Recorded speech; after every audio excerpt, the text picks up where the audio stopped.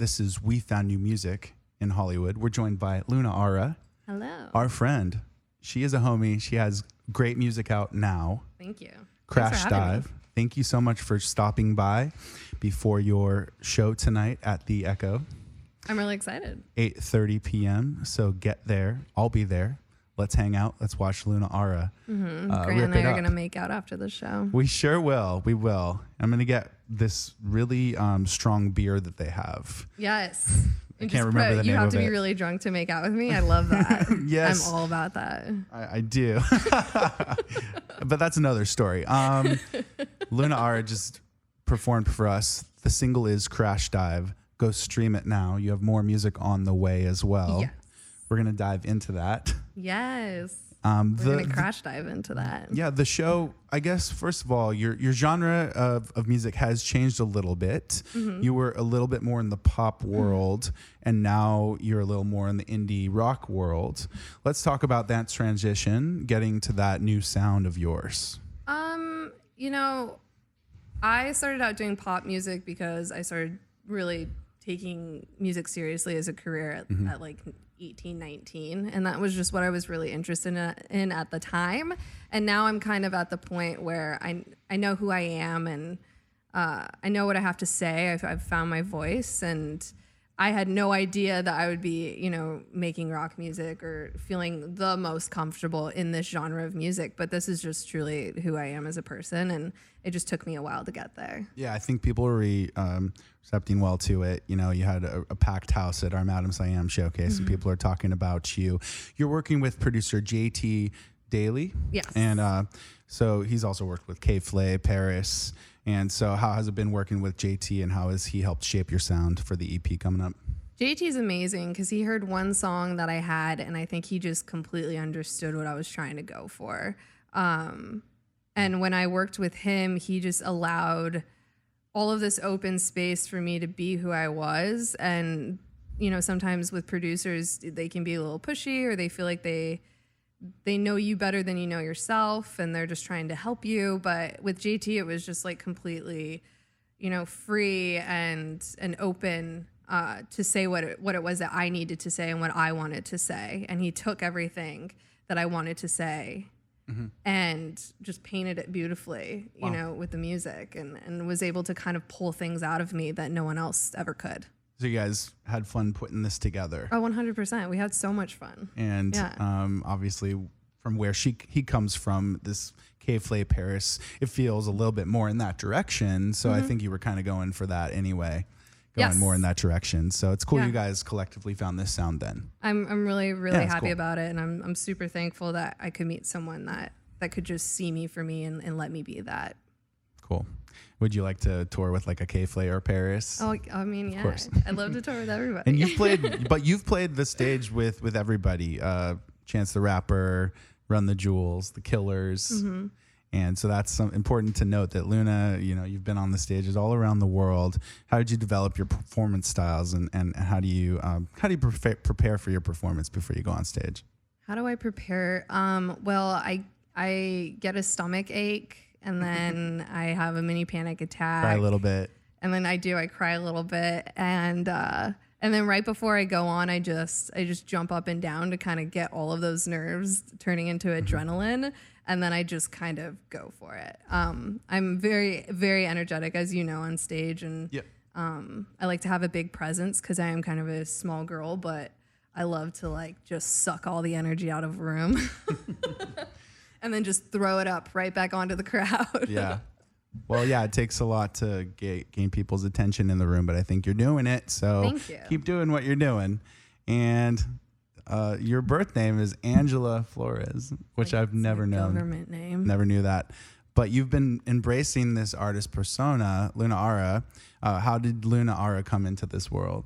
I created Luna Ara because I wanted to name the part of me that was just the most fearless side of me. Okay. So it goes along with you getting ready for this stage moment. And yeah, totally. I think everybody has that in them. They have that piece of them that is just so unafraid and, won't take no for an answer and won't be pushed around. And that was that was something that I knew I had inside of myself, and I wanted to name it so that it became more real for me in my mind. And then being Luna Aura in my everyday life just pulled all of that out of me, not just as an artist, but as a person. And I don't take no for an answer. I don't let people push me around. And there you go. And I love my name, my given name at birth, obviously. Well, where did Luna, the name, actually come from? I actually got it from a comic book character. Oh, really? Yeah, Luna Maximoff. Love that. Yeah, it was a part of the X-Men series, but she was a young character that didn't really have any powers, so she was kind of disowned and grew up and eventually found out who she was and found her powers, and it was aura vision, which is an ability to see and feel what other people are feeling and manipulate it to whatever she wanted it to be. So I felt like that's what I did with music, and so I just kind of put those names together. So you've been doing music for a while. How old were you when you first started writing music and getting into it? I started first writing music when I was like 10. 10? Cool. Yeah, so I had like a little book. I still have it. It's a little book just full of songs that I wrote and would sing to myself in my closet because I was terrified people would hear me. But then when did you realize that this was a passion of yours and you wanted to do it more often? Probably when I first started going out and performing, you hit a few speed bumps when you first go out to perform, and I would like play with my hair and just be super nervous. But the adrenaline rush that I got from it, and it was like you could see atoms vibrating. I feel like when you're really passionate about something and you really care about something, time just really slows down. And when I realized that was happening, I knew that this is what I was supposed to do for the rest of my life. Amazing. And it's probably addictive, that feeling, and you wanted to do it full time. Do you have who are some of your favorite acts, like your top 3? Top 3. I'm just going to name a few off just because I didn't really think about this one. Let me see. Queen for sure. Amazing. No doubt. I just love Gwen Stefani. From Orange County, so I grew up with that everywhere. I love her. I think she's a brilliant performer. And then Freddie Mercury is obviously one of the greatest performers to ever live. Yep. So I like to embody like people like that before I play a show. But third would probably be Rage Against the Machine. Amazing. Just because I just love the rebellious. Yeah. Can I say it? The F yeah, word? you can. Fuck you already did it with your performance. Fuck you nature of that band and just everything that they represent, and I kind of embody that a lot in my music as well. That makes sense. I can see that in your sound, but also the pop side of things with like Queen and everything. That's awesome. And so now your brother unfortunately passed away in 2015 in a traffic accident. How does that spirit inspire you to live your life and do your career as a musician and when that happened, it just kind of, you just don't think things like that happen to you. It was one of those situations where you're like, this happens in movies. This does not happen to me or my family. And it was really traumatizing. But what I got from it was that life really, as cheesy as it sounds, it truly is so short, and you don't know when it's going to end. You don't know when everything is just going to stop. So you have to do what it is that you love to do. And, after he passed away, it just really pushed me. It shoved me into music and shoved me into being serious about it and making sure that is what I do for my career, because it is what makes me the happiest. All right. Well, it's good for you to be open about it, and obviously you're focusing on your passion. So yeah, again, you have a show tonight at the Echo. We're excited about it. The song Crash Dive is out now. Is there any theme or recurring themes that you're focusing on with this music? Yeah. I mean, the project is called 3 Cheers for the American Beauty, and so each song kind of represents a different societal pressure that gets put on young American women and as they're growing up. And I grew up in a fairly religious household, sort of. Mormon. Just kind of, exactly, Mormon.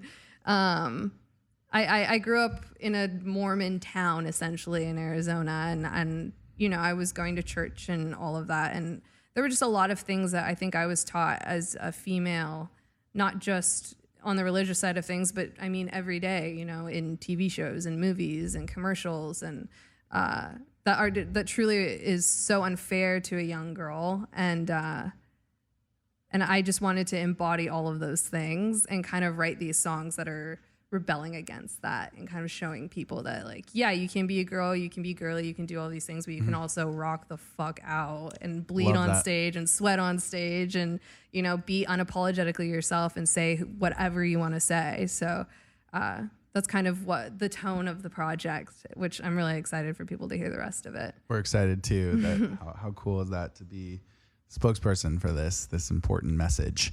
And I'm sure it's going to translate well to your fans, and you probably have some great fans because you're being honest with yourself and sending out that message to the world. Well, you're my only fan. That's why you're here. You know, this is your first time performing. I only have one fan. It's Grant. That's not true.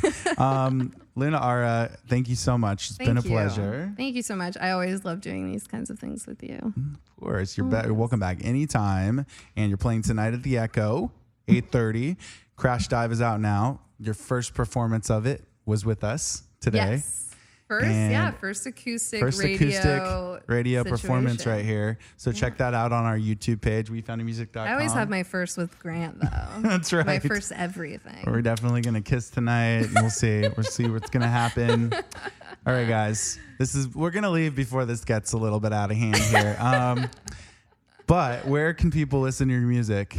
Where's everywhere? Yeah, Spotify, iTunes, Amazon, the whole shebang. Listen to it every day, all the time. Yes. There's no wrong time to listen to Luna Ara. It's true. It's true. You should make that your alarm tone in the morning. Crash Dive. I think that would wake me up for sure. That would for sure wake you also up. Be a good pre-party anthem, like a Saturday night when we're hanging out with Travis. Just me screaming at the top of my lungs. Absolutely, that would wake you up. So yeah, in case you didn't realize, Luna Ara is badass. She's cool. She can hang with you. Yeah. If more fans, you know, as you gain them, you'll hang with them, right?